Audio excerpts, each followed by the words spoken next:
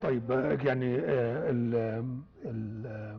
الأخت مريم جمال وأم عمر بيقولوا كل التوفيق لكابتن كهربا في السعودية ويشرف المصريين في السعودية. نروح نشوف أهداف أو هدف لكهربا ونرجع لكم تاني مع الأستاذ خالد طلعت.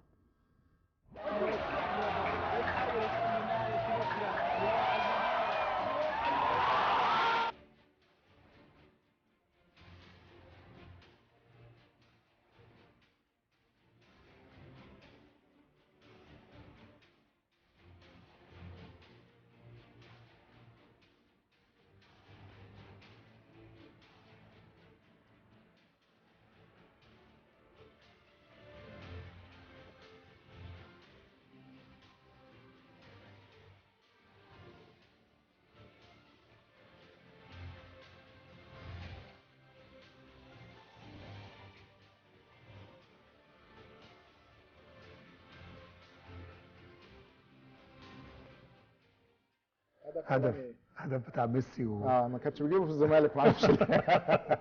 ده هو هداف الزمالك، جاب 11 هدف.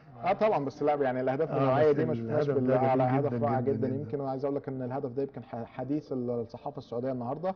يمكن الهدف ده كان امبارح ماتش اتحاد جده، ماتش ودي مع فريق الربيعه، يمكن احد فرق الدرجه الثانيه في السعوديه، وقدروا يكسبوا 5-0. يمكن كهربا سجل هدف وصنع هدفين كمان، كان يمكن من نجوم المباراه، ويمكن كل الناس بتشيد بيه دلوقتي. بدايه اعتقد يعني رائعه جدا، حلوه البدايه، حلوه. تديله ثقه في النفس، والجماهير حتى تثق فيه، وان شاء الله يكون له دور مع اتحاد جده الموسم اللي جاي. طيب ما زلنا بنتكلم عن المحترفين ورمضان صبحي وكهربا ومحمد صلاح، واختير التشكيله المثاليه للمنتخب الايطالي.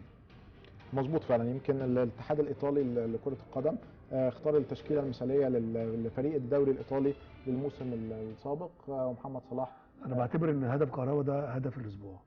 طبعا يعني طبعا هدف جميل جدا، هدف الاسبوع كهربا.